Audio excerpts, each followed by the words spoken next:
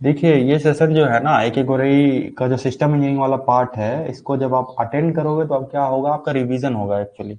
इसमें क्वेश्चंस की प्रैक्टिस होगी। यदि आपने कर रखी है तब तो बढ़िया है, काफ़ी अच्छी बात है। यदि आप कहीं फंस रहे हो तो जाके देखो।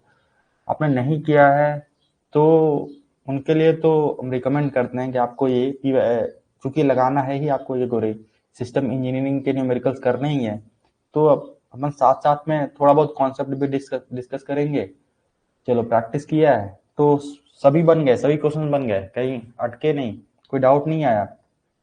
यदि सभी बन जा रहा है तो एक बार नहीं, दो बार लगाओ, दो बार नहीं, और टाइम मिल रहा है तीन बार लगाओ, जिससे कि हर तरीके के क्वेश्चन से इक्विप्ड हो जाओ। हर तरीके के क्वेश्चन आपको समझ में आने लगे कि हाँ ये क्वेश्चन ऐसा है, इसमें ऐसा कुछ कर सकते हैं, इस क्वेश्चन में ऐसा पहले किया था, ऐसा करते हैं। तो प्रैक्टिस करने का मतलब क्या होता है, कंटिन्यूस प्रैक्टिस। एक बार यदि आपने ये गुरी लगा ली है तो दूसरी बार फिर लगाइए उसको, तीसरी बार फिर लगाइए समय मिले तो। ये सेम यही अप्लाई होता है पी वाई क्यूज पे भी। मान लीजिए आपने एक बार लगा लिया, एक बार और लगाओ, फिर एक बार लैपटॉप में मॉक टेस्ट की तरह दो, फिर एक बार रफ में फिर सॉल्व करो। तो इससे क्या है, जितनी ज्यादा प्रैक्टिस करेंगे आपको क्वेश्चन याद हो जाएंगे, एक प्रकार से आपको क्वेश्चन के कॉन्सेप्ट एकदम दिमाग में बैठ जाएंगे कि हाँ ऐसा क्वेश्चन आया, इसको ऐसे टैकल करेंगे, इसको ऐसे टैकल करेंगे। हाँ ये एकदम नया क्वेश्चन है, इसको भी बाद में देखते हैं। तो जो ये प्रॉब्लम होता है ना कि कौन सा क्वेश्चन पहले चूज करें, करने का ऑर्डर क्या होना चाहिए, वो प्रैक्टिस से आता है। मॉक टेस्ट जितना लगाओगे, जितना ज़्यादा क्वेश्चन देखोगे, सॉल्व करोगे, अपनी प्रॉब्लम जहाँ भी मिस्टेक्स है, एरर को करेक्ट करोगे, तो वो अपने आप चीज़ें आती हैं, वो किसी के बताने से नहीं आने वाली। तो स्टार्ट किया जाए क्या? और कुछ लोग और कुछ लोग आ रहे हैं, क्योंकि ये थोड़ा सेशन इंटरेक्टिव होगा। क्या करेंगे अपन इसमें, पहले क्या है, जैसे मान लो सिस्टम में कई सारे पार्ट हैं, linear programming, reliability, transportation, assignment problem, queueing modelling. तो जैसे मान लो अपन ने स्टार्ट किया लीनियर प्रोग्रामिंग से, तो थोड़ा सा उसका बेसिक्स देखेंगे क्या होता है लीनियर प्रोग्रामिंग का, मतलब क्या है, कैसे सॉल्व करते हैं उसके क्वेश्चन। उसके बाद क्या है कि जो ऑर्डर, जिस ऑर्डर में एक में क्वेश्चन दे रखे हैं, उसको अपन यहाँ सॉल्व कराएंगे। तो सबसे पहले आपको कम से कम 1 मिनट तो मिनिमम देंगे कि आप अपने से अटेम्प्ट करो। यदि चीजें आपसे हो जा रही हैं तो उसको जल्दी से अपन डिस्कस करके आगे बढ़ जाएंगे। यदि आप स्टक कर रहे हो, फंस रहे हो, तो उसको अच्छे से एक्सप्लेन किया जाएगा। ठीक है, चलिए स्टार्ट करते हैं फिर। कितनी क्लास? ये देखो सिस्टम है, सिस्टम कितने में खत्म हो जाएगा, 55 क्वेश्चन है सिस्टम के। फिर इसके आगे एक पार्ट और है ना, वो वाला भी लेना है, जियो जो प्लानिंग पढ़ाया है उसका भी, जियो स्टैटिस्टिक्स भी लेना है हमें। उसमें जो माइंड प्लानिंग वाला पार्ट भी लेना है। तो ज़्यादा नहीं, वो देखो हो जाएगा, ऐसा कुछ है नहीं। चलो ठीक है, स्टार्ट करते हैं। तो स्टार्ट किया जाए, कहाँ पे थे? चलिए, तो अपन एक बार चेक कर लें चीज़ें सब। तो यहाँ पे सबसे पहले, आप लोग नए तो नहीं हो गए, आई थिंक जानते तो हो गए। इंट्रोड्यूस तो फिर बार बार करने की ज़रूरत नहीं है ना, क्योंकि अभी कल ही माइंड प्लानिंग ख़त्म किया है। तो यहाँ पे देखो पहले, ठीक है चलिए, इतनी इतनी उसकी थिकनेस सही। तो यह है क्या बेसिकली, तो ये जो कोर्स है आपका, वो एके ये एके गोरई का ही हमने वहाँ से वो ले रखा है, उसी का मटेरियल है। तो इसमें सबसे अपन करेंगे क्या, इसमें कई कितने सारे पार्ट हैं। सबसे पहले अपन सिस्टम देखेंगे, सिस्टम इंजीनियरिंग। उसके बाद अगला पार्ट देखेंगे, इसमें आता है एक पार्ट है जियो स्टैटिस्टिक्स का, जो कि माइंड प्लानिंग का ही सब पार्ट है। तो उसको भी अपन उसके न्यूमेरिकल्स भी करेंगे। ठीक है, जियो स्टैटिस्टिक्स। फिर इसके बाद इसमें एक पार्ट और है, माइंड इकोनॉमिक्स का है, इसको भी अपन डील करेंगे। मतलब इसके न्यूमेरिकल्स सॉल्व कराए जाएंगे यहाँ पे। यदि आप कहीं डाउट में हो तो ठीक है, डिस्कस करेंगे, और वन बाय वन जितने में न्यूमेरिकल्स उसको सॉल्व किया जाएगा। और एक पार्ट और आता है जो कि माइंड प्लानिंग का ही पार्ट है। तो ये बेसिकली अपन का टारगेट होगा सिस्टम, इसके बाद जियो स्टैटिस्टिक्स, और इसको, रुकिएगा 1 मिनट, जियो स्टैटिस्टिक्स के बाद माइंड इकोनॉमिक्स। ये तीन पार्ट है जो कि हम लोग इस क्लास में नहीं, मतलब जैसे जैसे क्लास कंटिन्यू करेंगे, ये तीनों चीजें, सिस्टम, जियोस्टैट्स, माइंड इकोनॉमिक्स, और यदि कुछ और भी एक दो पार्ट बचा हुआ है एक एक का, तो वो खत्म किया जाएगा। ठीक है, तो देखिए ये इम्पोर्टेंट क्यों हो जाता है गेट के लिए, गेट के लिए काफी इम्पोर्टेंट है, वेरी इंपॉर्टेंट। फॉर प्रैक्टिस, यानी क्योंकि इसमें है क्या ना, इसको लगा लेना चाहिए आपको, इंपॉर्टेंट, क्योंकि आपको क्वेश्चंस चाहिए क्या, बिल्कुल सॉलिड क्वेश्चंस, मतलब जो गेट के अकॉर्डिंग आते हो, मतलब आप ऐसा नहीं करना चाहते ना कि वन लाइनर क्वेश्चन हो, आपको कॉन्सेप्चुअल क्वेश्चन चाहिए, तो वेरी इंपॉर्टेंट है फॉर गेट, ये आपको समझना जरूरी है। यदि आप गेट की प्रिपरेशन कर रहे हो उस पॉइंट ऑफ व्यू से इंपॉर्टेंट है ये, तो प्रैक्टिस करना जरूरी है। तो एटलीस्ट कितनी बार आपको इसको सॉल्व करना चाहिए गोरे को, हम तो रिकमेंड करते हैं एटलीस्ट एक बार जो बोल रहे हैं उनसे तो हम सेटिस्फाइड नहीं, एटलीस्ट 2 टाइम, क्योंकि आप लोगों के पास समय होगा, आई थिंक समय इन द सेंस कि आपने यदि 7-8 महीने 6-7 महीने पहले भी स्टार्ट किया है, तो आप इसको 2 बार पूरा कर सकते हैं। इसमें है ही कितने क्वेश्चन, ये तीनों मिला के 100 से 150 के आसपास है, इस तरीके से जितने भी सेक्शन है आपको पूरा सॉल्व कर लेना चाहिए, ठीक है। तो सिस्टम इंजीनियरिंग है ना, इसमें देखते हैं पहले इसमें है क्या क्या, समझते हैं सिस्टम इंजीनियरिंग में हम लोग क्या क्या इसमें कौन कौन सा पार्ट इसमें पढ़ेंगे। तो सिस्टम इंजीनियरिंग ये सबसे पहला पार्ट है जो कवर करेंगे। इसमें आज हम लोग देखेंगे लीनियर लीनियर प्रोग्रामिंग।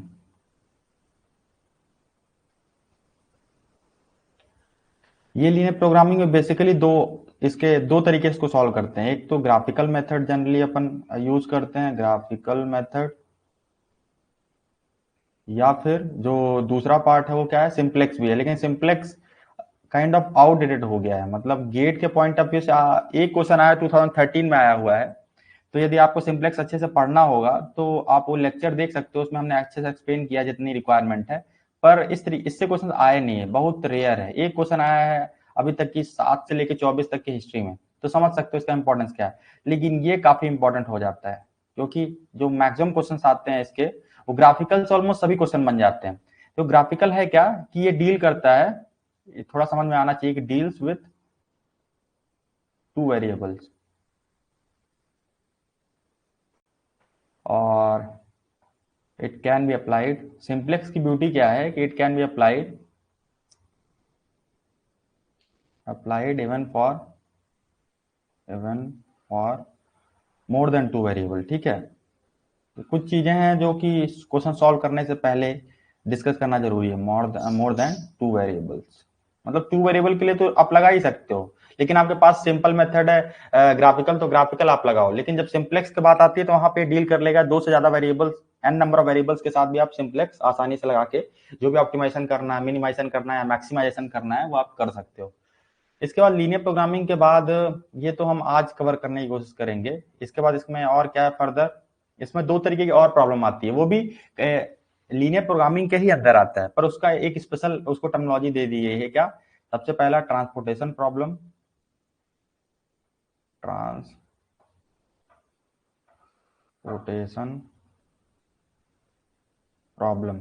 इसमें अपन सबसे पहले क्या, इनिशियल बेसिक फिजिबल सोल्यूशन निकालते हैं। तो जो ये 3 तरीके हैं ना, ये तीनों तरीके जो हैं वो कब अप्लाई होंगे वो भी देखते हैं। सबसे पहला तरीका है नॉर्थ वेस्ट कॉर्नर, NW, ये आप समझ जाओ I think, north west corner rule. इसके बाद least cost method, least cost method, और एक और लास्ट में है जो कि सबसे एक्यूरेट रिजल्ट देता है, वॉगल्स अप्रोक्सीमेशन, और ये थोड़ा सा इसमें टाइम टेकिंग है, पेनाल्टीज वगैरह निकालते हो आप इसमें।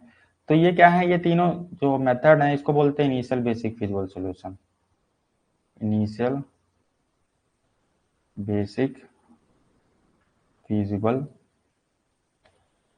सॉल्यूशन, ठीक है। और ये कब अप्लाई कर सकते हो, कैन अप्लाई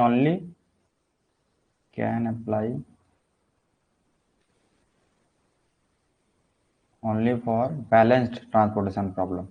अब ये स्टेटमेंट को देखो किस तरीके से वो मतलब समझोगे, अब देखो इसमें डाउट क्रिएट हो रहा है, can apply only for balance transportation problem, ठीक है। तो बैलेंस कहने का मतलब क्या है कि एक तो हो सकता है कि आपके पास जो प्रॉब्लम है ऑलरेडी बैलेंस्ड हो, मतलब बैलेंस का मतलब क्या है, क्या समझो, बैलेंस का मतलब है कि आपकी जो जितनी सप्लाई आप दे रहे हो उतनी डिमांड है, सप्लाई इक्वल टू क्या है, डिमांड है। पर अनबैलेंस के केस में क्या हो सकता है कि सप्लाई जो है या तो डिमांड से ज्यादा हो सकती है या कम हो सकती है। उस केस में क्या है, हम बैलेंस करते हैं बाई एडिंग डमी रोज और डमी कॉलम। तो इसका मतलब क्या है कि जनरलाइज फॉर्म में क्या कहना चाह रहा है कि आप अनबैलेंस प्रॉब्लम है, मान लीजिए आपके पास कोई ट्रांसपोर्टेशन प्रॉब्लम है जहां पे supply is not equal to demand है कुछ देर के लिए, मानिए वहां पे आप इसको सप्लाई इक्वल टू डिमांड बना सकते हैं बाई एडिंग, मतलब अनबैलेंस फॉर अनबैलेंस प्रॉब्लम के लिए, for unbalanced problem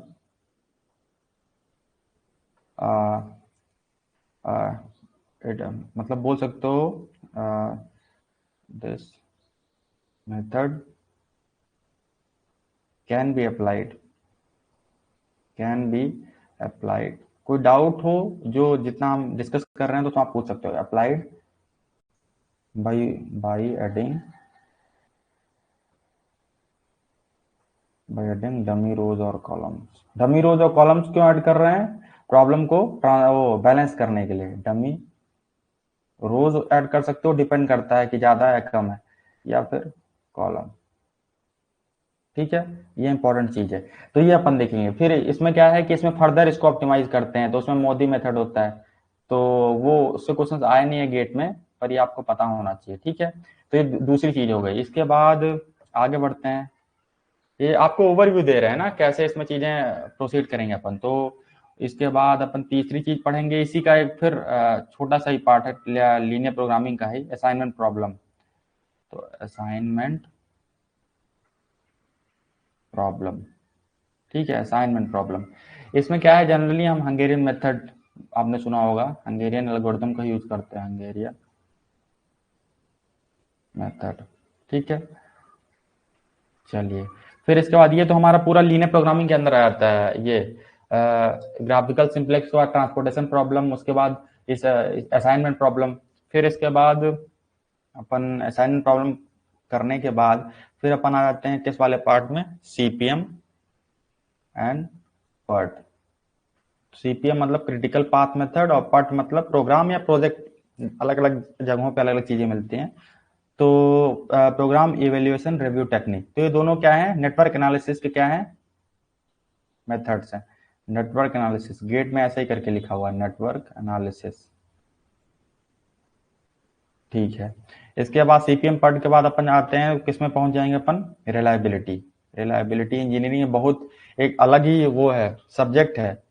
even I think ये तो मतलब स्पेशलाइजेशन की ब्रांच भी है रिलायबिलिटी इंजीनियरिंग, इतना वास्ट टॉपिक है, लेकिन अपन को गेट में जितना इंपॉर्टेंट उतना ही पढ़ना है। तो रिलायबिलिटी, और इसी का एक सब पार्ट इसी में क्या आता है, और रिलायबिलिटी में मेंटेनेबिलिटी एंड अवेलेबिलिटी आता है, मेंटेनेबिलिटी एंड अवेलेबिलिटी, ये इसी के अंदर आता है, अवेलेबिलिटी। इसके बाद रिलायबिलिटी पढ़ने के बाद अपन क्या है, इन्वेंट्री मॉडल देखते हैं। ये आपको ओवरव्यू में देने की कोशिश कर रहे हैं, क्या सिस्टम में देखेंगे कैसे कैसे प्रॉब्लम्स मिलेंगे। तो इन्वेंट्री के तो प्रॉब्लम आया ही नहीं है आज तक, एक क्वेश्चन गेट में आया, पर पता होना जरूरी है, ये सब हमने पढ़ा रखा है। इन्वेंट्री के बाद queuing, queuing theory, queuing theory. और इसके बाद क्या बच रहा है, ऑलमोस्ट हमने सब कवर कर लिया क्या, और कुछ बच रहा है क्या, आई थिंक सभी चीजें हो गई है, कुछ बच नहीं रहा है। ठीक है, बताइए कुछ और इसमें। ये अपन ऐसे चीजों को प्रोसीड करेंगे। तो इतना अभी तक किसी को कहीं पे कोई समस्या, क्वेश्चन में दिक्कत हो रहा है, रिलायबिलिटी के क्वेश्चन में दिक्कत हो रहा है। ठीक है, तो करेंगे ना, अभी इसमें क्वेश्चंस करेंगे, इसमें अच्छे अच्छे क्वेश्चन दिए हैं रिलायबिलिटी के, मतलब उसके पूरे चांसेस हैं उस तरीके के क्वेश्चंस गेट में पूछे जा सकते हैं। कितना टाइम हो गया, 10-15 मिनट हुआ है। यूनिक सोल्यूशन और फिजिबल सोल्यूशन कब होता है, डिस्कस करेंगे ना भाई, अभी ओवरव्यू दे रहे हैं, थोड़ा सा पेशेंस रखिए। वोगल्स के नीचे क्या लिखा है बताते हैं, फंक्शन बनाने में थोड़ा प्रॉब्लम हो रहा है तो बनाते हैं ना। जियो स्टैटिस्टिक्स क्या है, ये माइंड प्लानिंग का ही पार्ट है ना, उसमें हमने पढ़ा था वो सेमी वेरियोग्राम मॉडलिंग वगैरह पढ़ी थी। ठीक है, वही है। ठीक है, तो क्या बोल रहा है एक बच्चा कि वोगल्स के नीचे क्या लिखा है, चलो देखते जाओ धीरे धीरे। वो कहाँ लिखा है हमने, वोगल, वोगल अप्रोक्सीमेशन, ये इनिशियल बेसिक फिजिबल सोल्यूशन। ये क्या है ना कि ये जो लिखा है कि इसको बोलते हैं, इसके थ्रू आप क्या निकालते हो, ये जो तीनों मेथड है, ये इनिशियल बेसिक फिजिबल सोल्यूशन की तीन अलग अलग मेथड्स हैं, इसके थ्रू निकालते हैं। ठीक है, तो ये ओवरव्यू यहाँ पे ले लिया हमने। इस तरीके से पूरा जो सिस्टम है आपका, सिस्टम इंजीनियरिंग का क्या होगा, कवर करेंगे, ठीक है। तो आपने ये, आपको ये पता होगा, ये हमने जस्ट फॉर योर रेफरेंस आपको बता दिया क्या क्या पढ़ना है सिस्टम में। लेकिन हम यहाँ क्या करेंगे, हम स्मार्टली यहाँ पे केवल और केवल जो भी टॉपिक्स हैं, जितने टॉपिक्स हमने बताए यहाँ पे, linear, transportation, assignment problem, CPM part, reliability, inventory problem, Qing theory, इसके न्यूमेरिकल्स जो जो एक एक गोरे में है वो सॉल्व करेंगे, उसके थ्रू कॉन्सेप्ट समझेंगे, ठीक है। तो सबसे पहले अपन कहाँ स्टार्ट करते हैं, लीनियर प्रोग्रामिंग से स्टार्ट करते हैं। ये सबसे इंपॉर्टेंट है। ये मतलब ऑलमोस्ट हमें जहां तक हमने एनालाइज किया है, ऑलमोस्ट हर साल इससे ये क्वेश्चन रहता है। वो किसी भी पार्ट से रहेगा, या तो माइंड प्लानिंग में डाल देता है, या सिंपल मैथ्स का बना के दे देता है, या फिर माइंड मेथड के कुछ प्रॉब्लम में कर देगा, इन्वॉल्व कर देता है, या मशीनरी में भी डाल देता है ये। तो मतलब ये बहुत ही क्या बोल सकते हो, फ्रिक्वेंट और काफी फेवरेट टॉपिक है गेट का, I think linear programming system में यदि बात करें, या आप इसको एनालाइज करना, हर साल इससे एक क्वेश्चन आया है। और किसी किसी साल तो आई थिंक इसके 2 क्वेश्चन आ गए हैं इसी पे, पर्टिकुलरली लीनियर प्रोग्रामिंग पे आ गया। तो मतलब ये कहीं ना कहीं इंपॉर्टेंट है उस तरीके से। तो इसको क्या किया जाए, अपन क्या करते हैं, यहाँ इसको सब, यहाँ से ये सब हटाते हैं और स्टार्ट करते हैं कहाँ से, लीनियर प्रोग्रामिंग से क्या है, ठीक है। तो लीनियर प्रोग्रामिंग अब अपन सीखने वाले हैं, ठीक है। तो चलिए, अब यहाँ पे यदि आपको कोई डाउट है, जहां से हम लोग स्टार्ट कर रहे हैं, इसका आपको शॉर्ट में बताएंगे ना, क्वेश्चंस के थ्रू ज्यादा समझेंगे। यहाँ पे पूरा उस तरीके से लेक्चर नहीं होगा जैसा हमने पढ़ा रखा है, वो उसके लिए आप वहां देख सकते हो। ये क्या है, आपके रिवीजन के लिए है, या फिर बोल सकते हो प्रैक्टिस के लिए। तो अपन यहाँ पे पहले थोड़ा थोड़ा जितनी जरूरी चीजें हैं वो जानेंगे, उसके बाद फिर अपन क्वेश्चन की तरफ बढ़ेंगे। सीधा क्वेश्चन की तरफ जंप कर गए तो फिर आप लोग वहीं से डाउट स्टार्ट हो जाएंगे आपके। तो वो ज्यादा सही स्ट्रेटेजी नहीं है, पता होना चाहिए कुछ बेसिक चीजें, ठीक है। तो ये सब कैंसिल करते हैं। ये ओवरव्यू दिया था आपने कि क्या हमने दिया था कि आपको, कि आप एक बार देख लो क्या क्या सिस्टम में है, ठीक है। उस हिसाब से चीजें करें। क्वेश्चन आएंगे तो वहां पे चीजें बताई जाएंगी आपको।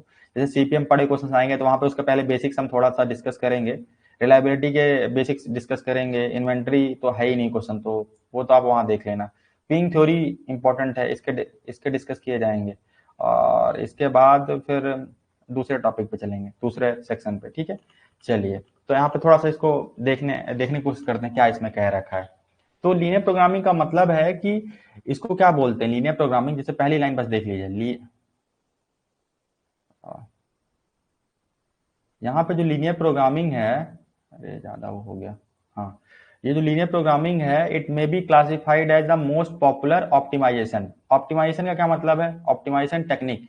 ऑप्टिमाइजेशन का मतलब है कि इसके 2 पॉसिबल मीनिंग है, या तो मैक्सिमाइजेशन। ऑप्टिमाइजेशन का मतलब क्या होता है कि या कोई आप जो भी ऑब्जेक्टिव फंक्शन है, या जो भी आपके पास वेरिएबल है, या जो भी फंक्शन है, उसको आप तो मैक्सिमाइज कर दें, मैक्सिमाइजेशन, या फिर मिनिमाइजेशन, मिनिमाइजेशन। तो जो लीनियर प्रोग्रामिंग टेक्निक है उसके हम किसके लिए यूज करते हैं, या तो जो ऑब्जेक्टिव फंक्शन उसको मैक्सिमाइज करते हैं, या तो मिनिमाइज करते हैं। अब वो क्वेश्चन की डिमांड जो है, या वो मैक्सिमाइजेशन के लिए पूछा या मिनिमाइजेशन के लिए पूछा, उसके अकॉर्डिंगली ये चीजें होंगी, ठीक है। तो इसमें 2 चीजें होती है लीनियर प्रोग्रामिंग में। देखिए, ग्राफिकल मेथड हम देख रहे हैं, देखिए ध्यान से यहाँ पे, क्योंकि सिंपलेक्स क्वेश्चन आया नहीं है ज्यादा। ग्राफिकल मेथड, तो ग्राफिकल मेथड में आपके पास पहली चीज क्या होती है, पहली चीज होती है आपके पास ऑब्जेक्टिव फंक्शन। क्या होता है ये डिस्कस करते हैं। पहली चीज होती है आपके पास ऑब्जेक्टिव फंक्शन। ऑब्जेक्टिव फंक्शन का मतलब है कि द फंक्शन जो कि आपके मतलब जिस भी फंक्शन को आपको क्या है, मैक्सिमाइज करना या मिनिमाइज करना। मतलब हमारे कहने का मतलब है कि कुछ देर के लिए मानिए आप आपने एक बिजनेस स्टार्ट किया, तो उसको अपने for business, in case of किसी बिजनेस की बात करें, आपने बिजनेस डाला या बिजनेस क्या है स्टार्ट किया, तो आप क्या चाहते हो कि उस बिजनेस से जो आपका रेवेन्यू है, वो रेवेन्यू आप क्या करना चाहते हो, मैक्सिमाइज करना चाहते हो, रेवेन्यू को बढ़ाना चाहते हो। और कितना, जितना बढ़ जाए, ऑप्टिमाइज मतलब कि मैक्सिमम जितना भी बढ़ जाए, हम इतना इस तरीके से चीजों को अलाइन करें, चीजों को ध्यान से रखा जाए, मेंटेन किया जाए कि हमारा जो रेवेन्यू है वो continuously her year by year बढ़ता रहे। तो इसका मतलब क्या है कि हम इसको मैक्सिमाइज करना चाहते हैं, यदि पर्टिकुलर ईयर की बात करें। तो यहाँ पे रेवेन्यू क्या हो जाएगा, जो भी रेवेन्यू का फंक्शन है, वो टाइम का फंक्शन हो, कॉस्ट का फंक्शन हो, तो वो फंक्शन ऑफ क्या हो सकता है, कॉस्ट हो सकता है, ये टाइम हो सकता है, कुछ भी। तो इस रेवेन्यू को क्या बोल रहे हैं यहाँ पे? Objective function. और ऑब्जेक्टिव फंक्शन की लैंग्वेज समझिए ना, ऑब्जेक्टिव मतलब आपका मोटिव क्या है, क्वेश्चन में आप करना क्या चाह रहे हो, तो वहां से टर्म आया ऑब्जेक्टिव फंक्शन। तो यहाँ पे इस केस में रेवेन्यू हो जाएगा आपका ऑब्जेक्टिव फंक्शन। कहीं पे वो अलग अलग क्वेश्चन में कुछ और हो सकता है। तो पर्टिकुलरली हम बात है कॉस्ट से ही जनरली हम बात करते हैं, रेवेन्यू भी एक कॉस्ट का आइटम हुआ ना, तो इसको मैक्सिमाइज करना चाह रहे हैं।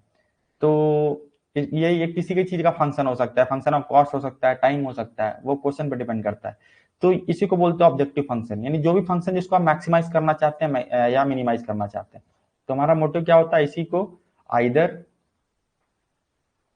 मैक्सिमाइज या आइदर मैक्सिमाइज, और या तो मिनिमाइज भी करना पड़ सकता है। कॉस्ट के केस में मिनिमाइज करना पड़ेगा, रेवेन्यू तो बढ़ाना चाहेंगे लेकिन कॉस्ट तो घटाना चाहते हैं ना। आइदर मैक्सिमाइज या मिनिमाइज, ठीक है। तो ये चीज क्लियर होगी। तो ऑब्जेक्टिव फंक्शन आगे देखते हैं क्या है, फिर इतना आपको जानना जरूरी है। दूसरा पार्ट क्या है, इसमें होते हैं सर्टेन, इसमें कुछ न कुछ रेस्ट्रिक्शंस होंगी ना। रेवेन्यू आप बढ़ाना चाह रहे हो, पर इसका मतलब थोड़ी कि आपके पास रिसोर्सेस हैं जो कि हेल्प करेंगे रेवेन्यू इंक्रीज करने में, इनफाइनाइट हैं। उनमें भी तो कुछ न कुछ कंस्ट्रेंट्स होंगे ना, लिमिटेशन होंगी कि ये नए रिसोर्सेस का आप यूज कर सकते हो इस पर्टिकुलर टाइम में। तो सर्टेन आपके पास क्या होते हैं, रेस्ट्रिक्शंस बोल सकते हैं, या इसको कंस्ट्रेंट्स बोलते हैं, कंस्ट्रेंट्स या लिमिटेशंस, लिमिटेशंस, ठीक है। तो इसको हम कैसे रिप्रेजेंट करते हैं? Through inequalities, through inequalities, inequalities, ठीक है। इतना अभी तक क्लियर है? दो चीजें होती है, ऑब्जेक्टिव फंक्शन, इसके बाद ये दूसरी चीज कि कुछ लिमिटेशंस होती हैं जिसको हम पर्टिकुलर इनइक्वालिटीज के फॉर्म में क्या कन्वर्ट करते हैं, कंस्ट्रेंट्स होती हैं, ठीक है। क्लियर है ना? कोई डाउट? ग्राफ तो बना लेता हूँ, कॉर्नर पॉइंट्स भी, बट सोल्यूशन नहीं बता पाता। हाँ, जब ग्राफ बना ले रहे हो, कॉर्नर पॉइंट निकाल रहे हो, तो कॉर्नर पॉइंट की करस्पॉन्डिंग ही तो आपका वो है जो रीजन ऑफ फिजिबल है। तो इसमें डाउट कैसे हो जा रहा है आपको? तो फिजिबल इनफिजिबल नहीं बता पा रहे हो, ठीक है। देखते हैं, क्वेश्चन देखेंगे तो समझेंगे। और MTTF mean time to failure वाले प्रॉब्लम में दिक्कत हो रहा है, ठीक है। क्वेश्चन आएगा तो करेंगे ना, बताते हैं उसको कैसे डील किया जाता है। सिंप्लेक्स मेथड, हाँ लेंदी है भाई। इससे क्या है कि इसका बेसिक्स आप जान लीजिए, क्योंकि इससे हो सकता है वो जैसा एक क्वेश्चन आया है 2013 में फिर से रिपीट हो गया तो आप फंस जाओगे। तो चलिए, हम कहाँ पे थे, वापस चलते हैं जहाँ पे थे, ठीक है। तो इसमें दो चीजें हैं, एक तो ऑब्जेक्टिव फंक्शन सबसे पहले होता है, यानी जो भी वो अलग अलग केसेस में अलग अलग हो सकता है। तो इसी को हमें आइदर मैक्सिमाइज करना होता है, मिनिमाइज करना होता है। दूसरी चीज क्या है कि यदि आपके पास एक बार ऑब्जेक्टिव फंक्शन आ गया तो कुछ न कुछ उसके साथ लिमिटेशंस होंगी, या उसको कंस्ट्रेंट्स भी बोल सकते हैं। तो उसको हम रिप्रेजेंट करते हैं थ्रू इनइक्वालिटीज, ठीक है। फिर इसके बाद क्या होता है, हम तीसरे पार्ट में क्या करते हैं कि हम क्या करते हैं, प्लॉट करते हैं जो भी equation, plot the inequalities, plot the, ये स्टेप आप ऐसे करोगे तो गलती नहीं होने के चांसेस बहुत कम है। Plot the inequalities on a same graph, यानी जितनी भी इनइक्वालिटीज उसको सेम ग्राफ में, अलग अलग ग्राफ में अलग अलग इनइक्वालिटी नहीं, ऑन अ सेम ग्राफ, ठीक है। ये जब आपने इनइक्वालिटीज को प्लॉट कर लिया तो आपको क्या मिलता है प्लॉट करने के बाद? डिसाइड, क्या बोल सकते हैं, find the corner point, find the feasible reason, feasible region के करस्पॉन्डिंग जो पॉइंट्स होते हैं उसी को तो कॉर्नर बोलते हैं। फाइंड द फिजिबल रीजन, ठीक है। फिजिबल रीजन जब आपने फाइंड आउट कर लिया तो वहां पे आपको अलग अलग कॉर्नर पॉइंट्स मिलेंगे। तो देन कंक्लूड कीजिए, then conclude according to, according to, क्या बोल सकते हैं, corner, according to value corresponding to corner point. ये अब हो सकता है थोड़ा सा दिमाग से ऊपर से निकल जाए, मतलब क्योंकि क्वेश्चंस करेंगे तो चीजें ज्यादा अच्छे से क्लियर होंगी। Corresponding to, then then conclude according to value corresponding to corner points. Corner points क्या होते हैं?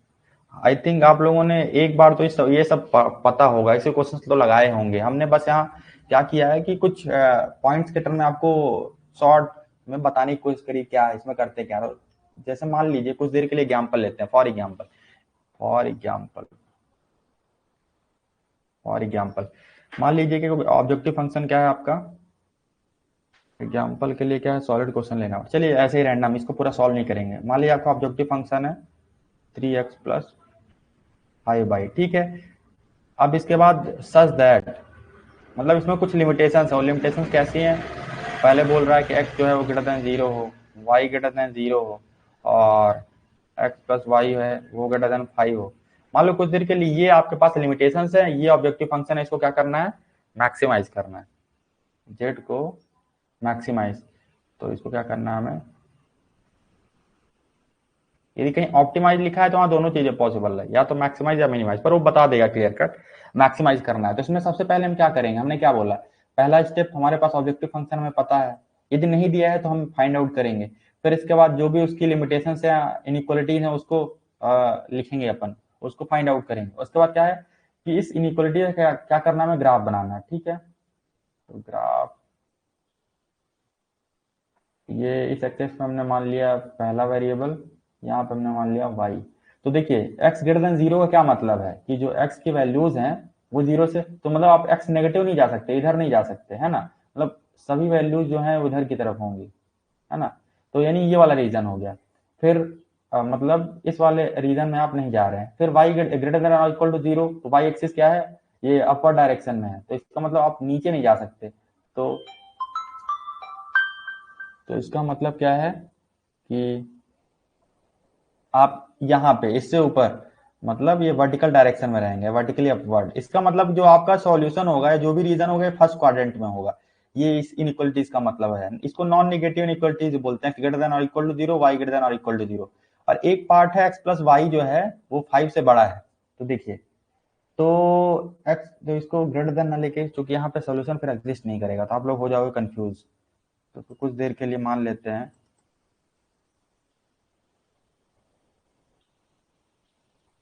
इसको मान लेते हैं यहाँ पे स्मॉलर इक्वल है।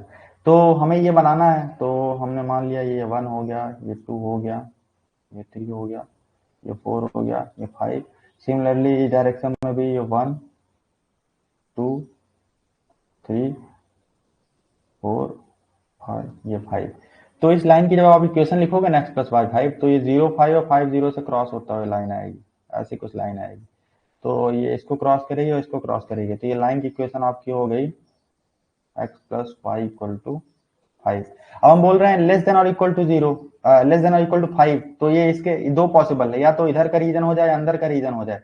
तो ये कैसे डिसाइड करते हैं, ये डिसाइड करते हैं अपन किससे, ये इनइक्वालिटी साइन से। लेस देन है तो यहाँ पे 0 0 पुट करिए, तो 0 0 ये हमने बताया है कैसे डिसाइड करते हैं। तो ये सेटिस्फाई कर रहा है 0 0 का, मतलब कि 0 0 वाला रीजन इसमें इंक्लूडेड होगा। तो इसको हम दूसरे कलर से दिखा रहे हैं आपको, ऐसे देखिए। तो यहाँ पे ये वाला जो इसका रीजन है, ये क्या होगा, सॉल्यूशन रीजन होगा, है ना। ये ट्रायंगल जो बन रहा है, राइट एंगल ट्रायंगल टाइप का, ये जो रीजन है ये केस का सॉल्यूशन रीजन है। इतना क्लियर है क्या? तो इसके करस्पॉन्डिंग क्या आएंगे, आपको कॉर्नर पॉइंट मिलेंगे। ट्रायंगल इसमें तीन, एक 0 0 हो गया, ये 0 0, ये आपको पता 5 0, ये 0 5। तो फिर यहाँ पे अपन उस कॉर्नर पॉइंट के करस्पॉन्डिंग यहाँ वैल्यूज रखते हैं, जो भी मैक्सिमम है तो मैक्सिमाइज करते हैं, मिनिमम तो मिनिमाइज। ठीक है, इतना क्लियर है क्या?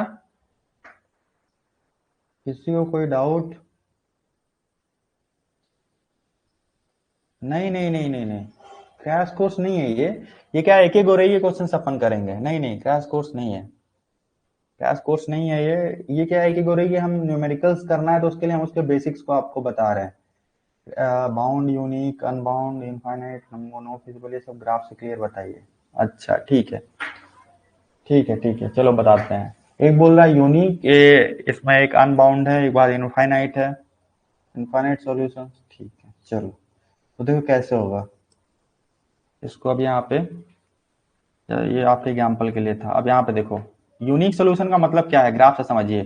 ठीक है, देखिए इसमें कई सारे पार्ट आते हैं। पहला हो गया आपका, पहला हो गया यूनिक सोल्यूशन, पहला हो गया आपका यूनिक सॉल्यूशन। यूनिक सॉल्यूशन का मतलब हुआ कि only one solution exist. Unique का मतलब ये होता है। तो देखिए ग्राफ से कैसे समझते हैं, जैसे मान लीजिए कुछ देर के लिए आपकी वाई एक्सिस है, ये आपकी एक्स एक्सिस है, ग्राफ से समझते हैं हर केस को, है ना। तो आप लोग का जो डाउट है यदि ये रहा हो, मान लीजिए ग्राफ कुछ ऐसा है, मतलब ये आपका ये है, ये आपका फिजिबल रीजन है, ठीक है। ये फिजिबल रीजन है, ये कुछ ये जीरो है, ये कुछ रैंडम पॉइंट्स है। तो आपको ये 3 पॉइंट मिले, एक ये पॉइंट, एक ये पॉइंट, एक ये पॉइंट। तो आप यहाँ पे क्या करोगे, कॉर्नर पॉइंट लिखोगे। यहाँ पे आप जो भी आपकी जेड वैल्यूज आ रही है, जेड फाइंड आउट करोगे। मान लो कॉर्नर पॉइंट कुछ आया ए बी, या सी डी, ये आया ई एफ, तो इसके करस्पॉन्डिंग कुछ वैल्यूज आएंगे, ठीक है। तो मान लो कि एक ही पॉइंट के करस्पॉन्डिंग, यदि ऐसा हुआ कि फॉर एनी, किसी भी एक पॉइंट के करस्पॉन्डिंग, या ए बी हो, सी डी हो, या ई एफ हो, उसके करस्पॉन्डिंग यदि मैक्सिमम या मिनिमम मिल रहा है, तो उसको क्या बोलते हैं, यूनिक सोल्यूशन। यूनिक मतलब इन 3 कॉर्नर पॉइंट के करस्पॉन्डिंग किसी एक ही कॉर्नर पॉइंट पे आपको क्या मिल रहा है, मैक्सिमम मिल रहा है, मिनिमम मिल रहा है। तो इसका मतलब यहाँ पे आप क्या बोलोगे उसको, यूनिक। ठीक है, इसी केस में मल्टीपल भी समझ लेते हैं, इसी सेम सिमिलर केस में मल्टीपल क्या होता है, जैसे कभी कभी हम बोलते हैं ना मल्टीपल सॉल्यूशन। तो मल्टीपल का मतलब हुआ, मल्टीपल सॉल्यूशन का मतलब more than one solution exist. ठीक है, तो मान लीजिए कुछ देर के लिए ए बी और सी डी दोनों पे हमें कॉमन मैक्सिमम मिल रहा है। मतलब ए बी पे मान लीजिए कुछ मैक्सिमम की वैल्यू 15 है, तो हमें सी डी पे भी मिल रहा है। मतलब हमें दो वैल्यू के करेस्पॉन्डिंग, दो वैल्यू हम क्यों यहाँ पर्टिकुलरली लेके चल रहे हैं, मोर देन वन। तो ये हो सकता है 3 से 4, ये हो सकता है इनफाइनाइट नंबर ऑफ, मतलब इनफाइनाइट मतलब क्या है कि एन नंबर ऑफ केस के लिए हो सकता है। तो यहाँ पे क्या है, more than one solution exist कर रहा है ना। कॉर्नर पॉइंट अभी भी 3 ही है, लेकिन 2 पॉइंट हमें ऐसे मिले जिसके करस्पॉन्डिंग जो मैक्सिमम वैल्यू सेम है। यहाँ जस्ट फॉर रेफरेंस हमने ले रखा है, हाइपोथेटिकल वैल्यू, ऐसा कुछ है नहीं। तो यहाँ पे क्या हो जाएगा, यहाँ पे भी more than one solution exist करते हैं, उसको बोलते हैं मल्टीपल सॉल्यूशन। ये क्लियर है क्या। फिर इसके बाद एक आता है बाउंडेड। तो बाउंडेड का क्या मतलब है, बाउंडेड सॉल्यूशन, वैसे बाउंडेड सॉल्यूशन नहीं लिखा रहता, बाउंडेड रीजन होता है। बाउंडेड मतलब ये देखिए, ये रीजन क्या है, बाउंडेड है ना, इसकी क्लियर कट बाउंड्री है, मतलब ये ट्राइंगल के अंदर सराउंडेड है। ये पूरा जो रीजन है, फिजिबल रीजन, ये बाउंडेड है पूरी तरीके से। इसको क्या बोलेंगे, तो कवर्ड इंटायरली, इसका मतलब है कवर्ड, या हैव क्लियर कट बाउंड्रीज, है ना, हैव क्लियर बाउंड्रीज। तो इसको आप ऐसे समझिए,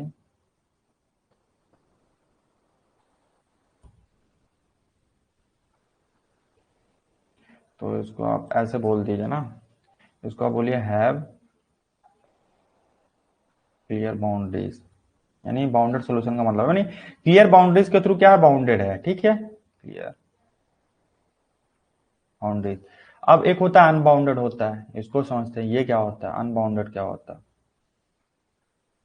अनबाउंडेड का क्या मतलब है, अभी मान लीजिए इसको अभी कुछ देर के लिए क्या समझिए, समझाने के लिए आपको बता रहे हैं, इसको अभी हटा देते हैं यहाँ पे, ठीक है। ये अभी यहाँ पे हटा के फिर अनबाउंडेड का मतलब समझा रहे हैं आपको। तो अनबाउंडेड का मतलब क्या होता है, तो अनबाउंडेड का मतलब है ऐसा कुछ ग्राफ है आपका, अभी भी वही एक्स वाई। अब मान लीजिए ग्राफ अभी भी ऐसा ही है, पर रीजन हमें कुछ और मिला, मतलब ये जीरो, मान लीजिए ऐसा कुछ रीजन मिला ये।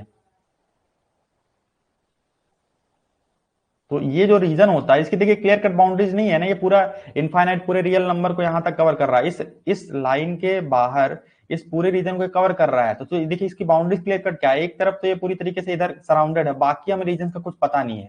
तो इसको क्या बोलते हैं, अनबाउंडेड, यानी क्लियरली बाउंडेड नहीं है। ठीक है, तो haven't clear boundaries, haven't clear boundaries. और क्या आता है एक टर्म, मल्टीपल सोल्यूशन, वही आ गया। इनफाइनाइट मतलब कि जो एन है, जहां पे multiple case more than one है ना, तो इनफाइनाइट में क्या है, वो जो नंबर ऑफ सोल्यूशंस है वो आप काउंट नहीं कर सकते, अनकाउंटेबल हो जाता है। तो उस केस में क्या है, इनफाइनाइट नंबर ऑफ सोल्यूशंस है, जो कि बहुत रेयर आता है। अपन जितना पढ़ रहे हैं उसमें infinite number of solutions generally बहुत रेयर देखने को मिलेगा। तो ये सब चीजें क्लियर है क्या, bounded, unbounded, multiple, unique, infinite. Doubt है, इसके बाद क्वेश्चन पे सीधे चलते हैं। हाँ, क्वेश्चंस करते हैं, ठीक है। मल्टीपल सॉल्यूशन मतलब मोर देन वन। अभी क्या है कि हम कॉर्नर पॉइंट हमने निकाला, और एक से ज्यादा पॉइंट पे यदि हमें मोर देन वन सॉल्यूशन मिल रहा है, उसको मल्टीपल सॉल्यूशन बोलते हैं। ठीक है, ग्राफ से कैसे पता चलेगा, ग्राफ से सीधा नहीं पता चलेगा मल्टीपल। ग्राफ के लिए क्या है कि आपको पॉइंट्स, अच्छा इनफाइनाइट वाला में क्या होता है कि ग्राफ से क्या है, मान लो कुछ देर के लिए, देखो बताते हैं कैसे पता चलेगा ग्राफ से। देखो ऐसे पता चलेगा, मान लो ग्राफ से इनफाइनाइट वाला, एक बच्चा पूछ रहा है इनफाइनाइट वाला कैसे पता चलेगा। फॉर इनफाइनाइट, फॉर इनफाइनाइट वाले में कैसे पता चलेगा? देखिए कुछ ऐसा कुछ ग्राफ है आपका, इसको x बोल दिया हमने, ये आपका y है। ग्राफ कुछ मान लो एक ऐसा कुछ ग्राफ आ रहा है, और जो दूसरा ग्राफ है वो भी ऐसा ही कुछ है। मतलब एक ग्राफ तो ऐसा हुआ, ये कोई लाइन हुई, ये लाइन L1 है। जो दूसरी लाइन है ये क्या है? इसी पे कोइंसिडेंट लाइन है, मतलब इसी पे क्या लाई कर रही दूसरी लाइन भी, ठीक है। तो इसको दूसरे कलर से दिखा देते हैं। जो दूसरी लाइन है वो भी इसी पे लाई कर रही है, दो लाइन है, ठीक है। दोनों क्या है? कोइंसिडेंट है। मतलब बोल सकते हो कि इसको क्या बोलते हैं, एक दूसरे पे दोनों पैरेलल, पैरेलल तो नहीं बोल सकते। ये दोनों दोनों लाइंस क्या है, दोनों इक्वेशन इस तरीके से हैं कि दोनों लाइन की इक्वेशन क्या है? सिमिलर दिखाई दे रही है। मतलब दोनों लाइंस इक्वेशंस तो अलग अलग दिखाई दे रही है पर कोइंसिडेंटल लाइन है, ठीक है। तो इसको हमने बोल दिया लाइन L2। तो यहाँ पे देखो कॉमन रीजन क्या है? वो लाइन ही कॉमन रीजन होगा, उस पर आने वाले सभी पॉइंट्स। तो ध्यान से देखिए, ये जितने पॉइंट्स आ रहे हैं, मान लो यही रीजन है कॉमन, ठीक है, और कोई रीजन आ ही नहीं रहा है। तो इसका मतलब क्या हुआ कि ये जनरली ऐसा होता नहीं, बहुत रेयर केस है कि पूरे जो सॉल्यूशंस हैं इसी लाइन पे हैं। तो एक लाइन पे कितने पॉइंट्स हो सकते हैं? इनफाइनाइट पॉइंट हो सकते हैं। ये एक्सटेंड, इसको पूरा आप इंटायरली एक्सटेंड करोगे तो जो दो कोइंसिडेंटल लाइन है इस पे क्या होंगे? इनफाइनाइट नंबर ऑफ पॉइंट्स होंगे। तो इसका मतलब क्या हुआ कि आपके पास जो नंबर ऑफ सॉल्यूशंस है वो इनफाइनाइट है। तो इस तरीके से आपको इनफाइनाइट नंबर ऑफ सॉल्यूशन देखने को मिलेंगे। ये जनरली आप जब क्वेश्चन सॉल्व करते हो ना, वहां पे मैट्रिसेस के थ्रू, या फिर अपन 11th 12th में पढ़ा होगा कैसे सॉल्व करते थे सिस्टम ऑफ लीनियर इक्वेशन, वहां पे पर्टिकुलरली इनफाइनाइट सॉल्यूशंस का केस आता है। यहाँ पे बहुत कम आता है, यहाँ पे भी पर रेयर है। ये में पूछ सकता है, पर पता होना चाहिए कि दो कोइंसिडेंटल लाइन है। तो यहाँ पे क्या हो जाएगा कि जो सभी पॉइंट्स क्या इसी लाइन पे लाई करेंगे, तो यहाँ पे जो सॉल्यूशंस क्या हो जाएगा? इनफाइनाइट, ठीक है। चलो क्वेश्चन की तरफ बढ़ते हैं। ये बहुत हो गया, आपको जो बेसिक जितना बताना था उतना हमने बता दिया। अब देखिए क्वेश्चंस करते हैं तो ही चीजें, ये भी उसमें वही सब लिखा हुआ है। मल्टीपल क्या है? मल्टीपल में पूरा बता रखा है कि मोर देन, देखो जैसे यहाँ पर 2 पॉइंट से करस्पॉन्डिंग सेम वैल्यूज आ रही है, ये सोल्यूशन क्या हुआ? मल्टीपल हुआ, एक यूनिक सोल्यूशन नहीं रहा, ठीक है। अनबाउंडेड का मतलब वही ग्राफ में कि वो बाउंडेड नहीं है। तो चलो क्वेश्चंस के थ्रू समझेंगे अपन। तो क्वेश्चंस पे चलते हैं, क्वेश्चंस डिस्कस करते हैं। इसके लिए पहले आप, कुछ डाउट है क्या? चलो कोई डाउट नहीं, आगे बढ़ते हैं। तो पहला क्वेश्चन करेंगे अपन। चलिए पहला क्वेश्चन है, ये एक एक गोरेई क्वेश्चन है ना। तो यहाँ पे आपको ये एक एक गोरेई से, एक एक गोरेई आप खोल लीजिए या आपके पास हो ऑनलाइन तो आप वहां से देख सकते हैं। तो ये पहला क्वेश्चन है, number 1, question number 1, for an LP problem identified the incorrect statement. तो एक लीनियर प्रोग्रामिंग प्रॉब्लम होती है जो जनरल, उसमें इन चारों में से हमें इनकरेक्ट स्टेटमेंट पता करना है। तो इनकरेक्ट कैसे पता चलेंगे? तो जैसा भी हमने बेसिक्स देखा कि क्या है लीनियर प्रोग्रामिंग के बेसिक्स, क्या होते हैं, फंडामेंटल उसमें है क्या। तो देखो इसमें कैसे पता करते हैं इसको, चलो सॉल्व करते हैं। तो सबसे पहला ऑप्शन दे रखा है कि optimal point lies in one of the corner point. Correct है, हमेशा जो आपका ऑप्टिमल पॉइंट है वो कहाँ लाई करेगा? Corner point. तो हमने बताया ना ग्राफ बना के कि अलग अलग, जैसे मान लो ऐसा कुछ ग्राफ बनता था, ये आपका फिजिबल रीजन है। तो ये जो कॉर्नर पॉइंट है 1 2 3, इसी के करस्पॉन्डिंग कहीं ना कहीं आपको ऑप्टिमाइज वैल्यू मिलती है। मतलब optimal point always lies in the one of the corner point. तो ये आपका क्या है? करेक्ट है, ठीक है। अगला देखिए, अगला अगला टर्म दे रखा है कि ऑब्जेक्टिव फंक्शन इज लीनियर। तो लीनियर प्रोग्रामिंग का मतलब ही क्या हुआ कि यहाँ पे जो आपका लीनियर प्रोग्रामिंग का मतलब, लीनियर क्यों बोल रहे हैं, फिर डुअल या क्वाड्रेटिक नहीं बोलते, टर्म से समझिए ना। लीनियर प्रोग्रामिंग में, लीनियर प्रोग्रामिंग में जो आपके ऑब्जेक्टिव फंक्शन होता है z क्या होता है? वो लीनियर होना चाहिए, ये इसकी रिक्वायरमेंट है। तभी जो आप क्या है ग्राफ के थ्रू इसके सॉल्यूशंस निकाल सकते हो। तो ये भी सही है, objective functions is linear, correct है। All the constraints are linear, हाँ तो कंस्ट्रेंट्स को भी लीनियर होना पड़ेगा, then only it can be called linear programming. चौथा ऑप्शन क्या बोलता है? Optimal point lies in any one of the interior points of the feasible region. मतलब हम ये कह रहे हैं कि ये जो फिजिबल रीजन आया है इसके कहीं इंटीरियर पे क्या है, वो ऑप्टिमल पॉइंट लाई करेगा। ऐसा नहीं होता, कॉर्नर पॉइंट्स पे ही जनरली हमें क्या है? ऑप्टिमल पॉइंट मिलता है। तो ये क्या है? इनकरेक्ट है। तो इनकरेक्ट का मतलब यही हमारे लिए करेक्ट होगा, क्योंकि क्वेश्चन में क्या पूछा है? What is the incorrect statement, identify the incorrect. तो यहाँ पे इसको समझाने के लिए हमने सब में करेक्ट का टिक लगा दिया, पर ऐसा है नहीं। इसमें जो करेक्ट आंसर आपका हो जाएगा वो क्या होगा? तो करेक्ट आंसर होगा आपका वो डी। मतलब यही इनकरेक्ट है actually. Optimal point lies in any one of the interior points of the feasible region, that is incorrect according to linear programming algorithm, ठीक है। तो यही क्वेश्चन था। तो क्लियर है क्या? स्टेटमेंट, चारों स्टेटमेंट क्लियर है? डाउट है तो आप लिखते जाइए, हम देखते रहेंगे क्वेश्चन कराने के बाद। डी, ठीक है, डी। देखो वो मत कर लेना कि आंसर सीट आंसर की खोल लो, वहां से आंसर देने लग जाओ, फिर तो फिर इस इंटरेक्शन इस सेशन का कोई मतलब नहीं रह जाएगा। फिर वो आप अटेंड करिए नहीं करिए सब बराबर है फिर, इसलिए खुद से सॉल्व करके लाइएगा। ठीक है, डी। चलिए, समझ में आ गया आपको। ठीक है, अब अगला क्वेश्चन देखते हैं। अगला क्वेश्चन क्या है, अभी हमने जस्ट माइंड प्लानिंग में पढ़ाया है, यहाँ पे इसने डाल दिया है वो ग्रेविटी प्रॉब्लम है। चलिए इसको इसको लगाइए, तो दूसरा क्वेश्चन सॉल्व कीजिए, 1 मिनट का समय लीजिए। सेकंड क्वेश्चन सॉल्व कीजिए। For mines A B C and D located along a road, मतलब इस रोड के अलॉन्ग 4 माइंस क्या लोकेशन यहाँ पे दे रखी है, एज सोन विद प्रोडक्शन, इनका जो प्रोडक्शन या लोड जिसको बोलते थे अपन ग्रेविटी लोकेशन में, वो दे रखा है। तो कितना 1 2 1 3 respectively. In order to handle total coal produce, total coal को प्रोड्यूस करने के लिए जो हैंडलिंग के लिए हमें कोल वॉशरी चाहिए, तो आइडियल डिस्टेंस क्या होगी, आइडियल डिस्टेंस उस कोल वॉशरी की क्या होगी along the road from the mine A. तो माइन ए से उस कोल वॉशरी की लोकेशन आपको डिसाइड करनी है, जिसके करस्पॉन्डिंग जो आपका ओवरऑल कॉस्ट ऑप्टिमाइज हो जाए। ऐसा इसने कहा नहीं है, पर वो क्वेश्चन एक्चुअली ऐसा ही है। ये गेट का क्वेश्चन है, गेट में आया हुआ है, इससे पूरे चांसेस है ये क्वेश्चन रिपीट हो, क्योंकि क्या है पुराने क्वेश्चन से रिपीट हो रहे हैं 7 8 9 10 के। तो बनाइए क्या आ रहा है, कौन सा एक रिस्पेक्ट में बताना है। 1 मिनट लीजिए, फिर अपन इसको डिस्कस करेंगे साथ में मिलकर। बनाइए बनाइए, जल्दी बनाइए। कितना आ रहा बताइए तो। ये हमने भी पढ़ा है, ये लोड प्रॉब्लम में पढ़ा है अभी ग्रेविटी लोकेशन में। जिसने माइंड प्लानिंग की क्लास यदि अटेंड करी हो तो उसने ये ऑब्जर्व करा होगा, एक क्लास में हमने इसको पूरा डिस्कस किया था। ठीक है, चलिए बनाइए बनाइए। ये माइंड प्लानिंग में बताया हुआ ग्रेविटी लोकेशन प्रॉब्लम जैसा क्वेश्चन है ये, इनडायरेक्टली वैसा, ये लिखा नहीं है, आपको समझना पड़ेगा। बनाइए बनाइए।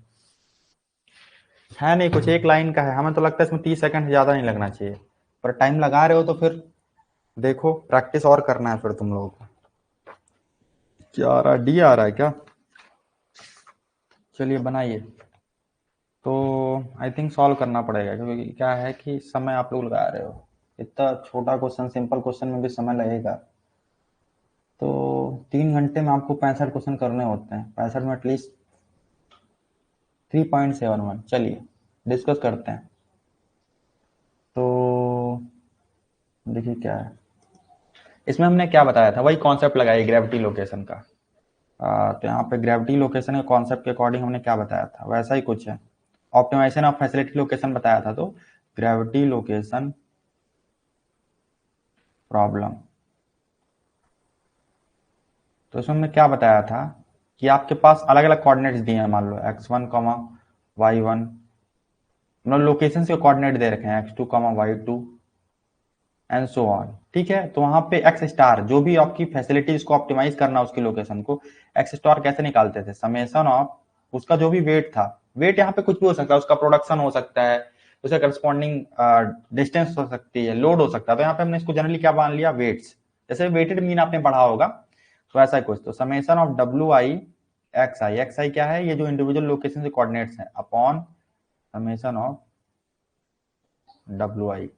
ये तो फॉर्मूला आपको पता है, ये तो एक्स कोऑर्डिनेट हो गया, वाई कोऑर्डिनेट कैसे निकलेगा, सिमिलरली सेम पैटर्न पे summation of WI small of YI upon summation of WI, ये वाई स्टार मतलब जो भी ऑप्टिमाइज फैसिलिटी है उसकी लोकेशन। तो सेम फंडा यहाँ पे लगाइए, इसकी लोकेशन, इनके कोऑर्डिनेट्स को देखिए क्या है इसका, यदि इसको रेफरेंस मानो क्योंकि यहीं से स्टार्ट कर रहे हैं, तो ये 0 हो जाएगा। तो इसका कोऑर्डिनेट क्या हो जाएगा, 0,0। ये यहाँ से 1 किलोमीटर पे है, तो इसका कोऑर्डिनेट हो जाएगा 1,0, क्योंकि एक ही एक्सिस के अलॉन्ग है, तो वाई कोऑर्डिनेट तो कुछ है ही नहीं। अब यहाँ से यहाँ तक की, यहाँ से लेके सी की डिस्टेंस कितनी है, 1 + 2 3, तो इसका कोऑर्डिनेट हो जाएगा कितना, 3,0। और इसकी बात करें तो 1 + 2 3, 3 + 4 7, तो ये हो जाएगा आपका 7,0। लगा दो, क्योंकि वाई कोऑर्डिनेट सभी 0 है, तो वाई कोऑर्डिनेट एग्जिस्ट ही नहीं करेगा।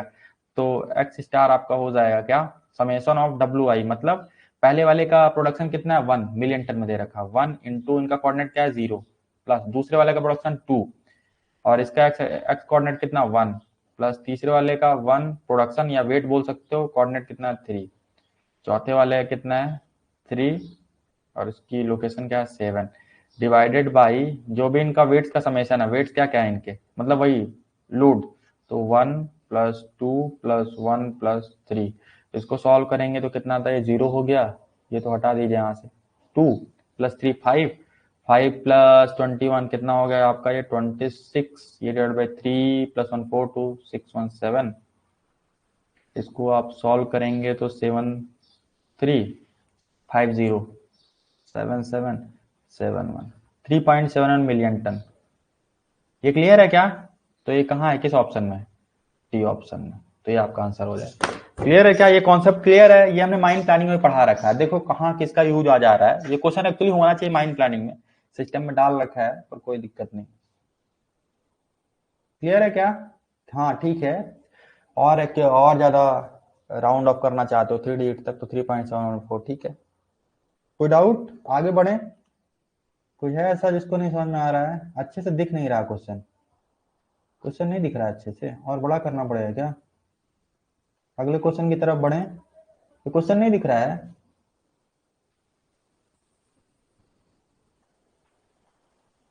नहीं दिख रहा है, क्वेश्चन ही नहीं दिख रहा है। दिखना तो चाहिए आई थिंक। स्क्रीन को यदि आप अपने स्क्रीन को लैंडस्केप मोड पे रखिए, दिखना चाहिए। जूम कीजिए। 4 लिखा हुआ से clear cut 4 mines that are located along a road, ठीक है। तो ये क्वेश्चन भी क्लियर हो गया होगा आई थिंक। ये सिंपल सा फंडा, सिंपल सा वन लाइनर फॉर्मूला है, तो ठीक है। चलिए आगे बढ़ते हैं। तो आगे क्या है, 1 2 क्वेश्चन हमने 2 क्वेश्चन कवर कर लिए, इसके धीरे धीरे पढ़ेंगे। चलिए तीसरे क्वेश्चन पे आते हैं। और ये विजिबल है क्या क्वेश्चन? दिखना ही चाहिए। The solution of the following system of linear equation, the solution of the following system of linear equation. Question number 3 है आपके पास। ये सिस्टम ऑफ इक्वेशंस दे रखा है, 3 वेरिएबल्स का 3 इक्वेशंस दे रखी हैं, इसका सॉल्यूशन बताना है। देख कितना इजी क्वेश्चन पहले आया करता था, है नहीं कुछ। ये तो मतलब आपने आई थिंक मैट्रिसेस में पढ़ा होगा जब मैथ्स की क्लासेस ली गई होंगी। थर्ड सॉल्व कीजिए, कितना आ रहा है, कर रहे हो कि नहीं आप लोग? फिर से बताएं।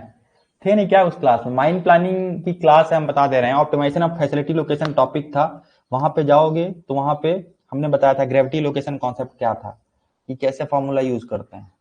तो आप वहां से या दोस्तों से अपने पूछ लोगे तो वही बता देंगे। बहुत सिंपल सी चीज है, देखो है नहीं इतना मुश्किल उसमें। तो आगे बढ़ते हैं, ठीक है। समय देना चाहिए आपको, ठीक है। बनाइए, थर्ड बनाइए। जिसका थर्ड बन गया फोर्थ ही बना ही लो, दोनों बता दो। अपन सॉल्व करते हैं। इस तरीके से अपन पूरा कॉन्सेप्ट सीखते सीखते पूरा एक एक और सॉल्व कर देंगे। तो उससे क्या है कि यदि आपने 1 से 2 बार किया है तो एक बार और हो जाएगा, प्रैक्टिस ही होगी आपकी, आप ही के लिए बेनिफिशियल है। तो बनाइए थर्ड। थर्ड भी बना लीजिए। इसका थर्ड हो गया होगा, क्योंकि थर्ड है नहीं कुछ, देख के समझ में आ जाएगा। फोर्थ भी बनाइए, ठीक है। बनाइए बनाइए। To watch the complete video, download the Mining Gyan app from the Play Store. Enjoy a seamless learning experience without interruptions and subscribe to our YouTube channel.